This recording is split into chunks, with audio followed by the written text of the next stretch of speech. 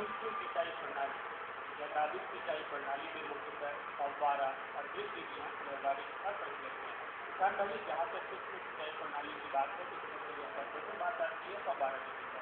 ये स्प्रिंकलर सिंचाई पद्धति है, इसको फव्वारा सिंचाई पद्धति कहते हैं। इसको अपनाने पे 8 घंटा जहाँ वो डीजल या बिजली से चालित मोटर के द्वारा सिंचाई करते हैं, इसके द्वारा वो मुश्किल से उस सिंचाई को 1 घंटे के अंदर कर सकते हैं। किसान भाई इसके द्वारा अपने लिक्विड फॉर्म में खाद और जो पेस्टिसाइड फंगिसाइड का भी यूज एक बराबर प्लांट टू प्लांट हर पानी को इसके द्वारा छिड़काव कर सकते हैं, जिसके द्वारा किसान भाइयों को 30 से 30 समय से ज़्यादा उपज भी प्राप्त होती है। फव्वारा सिंचाई विधि में एक उपकरण फव्वारा या स्प्रिंकलर द्वारा सिंचाई की जाती है। यह आमतौर पर प्लास्टिक, HDPE और एल्यूमीनियम का बना होता है। इसमें पाइप और नोजल दो मुख्य घटक होते हैं तथा यह उपकरण एक निश्चित दबाव पर कार्य करता है। 2 किलोग्राम प्रति वर्ग सेंटीमीटर दाब वाली फव्वारा इकाई में 4 लीटर प्रति सेकंड डिस्चार्ज वाले कम से 400 मिलीलीटर प्रति सेकंड वाले 10 नोजल से एक साथ सिंचाई कर सकते हैं। जिस खेत में सिंचाई की जानी हो उसमें फव्वारा सेट को निश्चित दूरी पर लगा दिया जाता है। सिंचाई जल पाइपों के माध्यम से नोजलों के द्वारा फसल तक पहुँचने के नीचे गिरता है। नोजल दबाव के कारण घूम कर सिंचाई करते हैं। इस विधि से सिंचाई करने से लगभग 30 से 40% जल की बचत हो जाती है। क्यारी घोड़े बनाने की जरूरत नहीं रहती है, जिससे फसल का निर्गत कम बढ़ता है और अतिरिक्त उत्पादन मिलता है। फव्वारा विधि से खेत के किलो और ढालू खेतों में भी सिंचाई संभव है। जमीन समतल रखने की लागत की बचत हो जाती है। जिन खेतों में सिंचाई के बाद पट्टी बन जाती है वहाँ पर फव्वारा सिंचाई अधिक उपयुक्त होती है। इस विधि से बिजली की बचत होती है और बिजली की दर में छूट भी बढ़ता है। कुल मिलाकर वर्तमान परिप्रेक्ष्य में उपलब्ध सिंचाई जल से परंपरागत सिंचाई विधियों की तुलना में फव्वारा विधि से लगभग दोगुनी प्रतिशत सिंचाई की जा सकती है। फव्वारा सेट से एक स्थान पर फसल की जल मांग और मौसम के मद्देनजर 2 से 4 घंटे तक सिंचाई करनी पड़ती है। इसके साथ में एक टपक सिंचाई पद्धति, बूंद बूंद सिंचाई पद्धति है।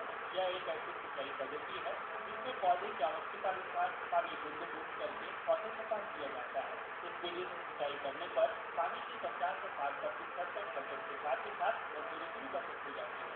न्यायोचित जल प्रबंधन भूमि में वायु और जल का सही अनुपात होने से पौधे स्वस्थ रहते हैं। बूंद बूंद विधि रेतीली और खारी जमीन व खारा पानी के लिए भी अनुकूल है।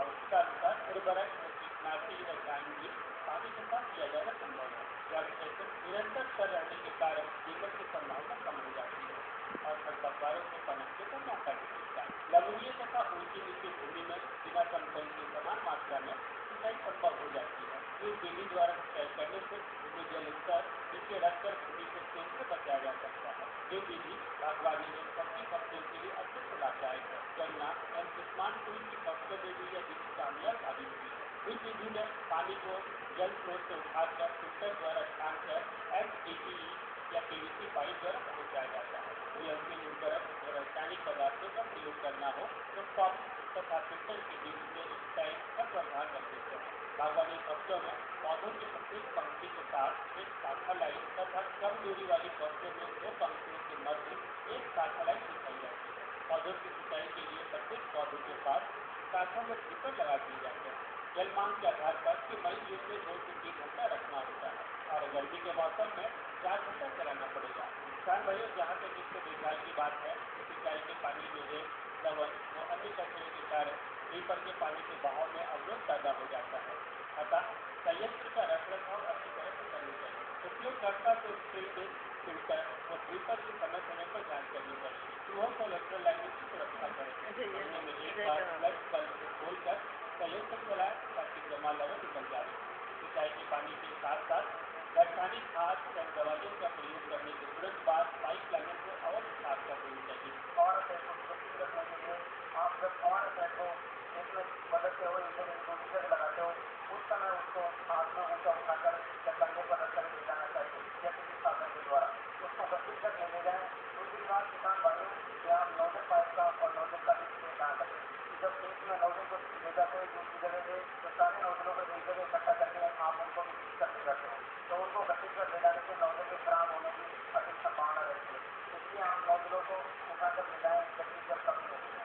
किसान भाई क्या करते हैं कि नोजल को अच्छी तरह करने के लिए उस पर ऑयल या ग्रीस वगैरह करते रहते हैं तो किसान भाइयों कभी भी नोजल पर ग्रीस और ऑयल नहीं करनी चाहिए।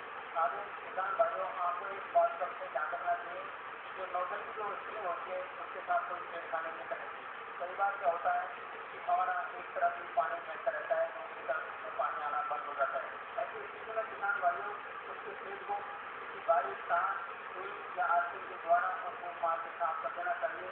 और यदि स्प्रिंग होता है तो उसकी स्प्रिंग को चेक करना चाहिए। अगर स्प्रिंग उसकी खराब है तो स्प्रिंग को बदल देना चाहिए। नोजल में एक रबड़ का वाटर लगा होता है तो उस रबड़ के वाटर को भी हमको करीब 4-5 महीने से बदल देना चाहिए। आगे किसान भाइयों हम 2 पाइपों को जोड़ते हैं, वहाँ पाइपों के अंदर एक रबड़ रिंग या रबड़ गैस्केट लगी हुई होती है, तो उस रबड़ गैस्केट या रबड़ रिंग को अच्छी तरह चेक कर लेना चाहिए। उसमें क्या है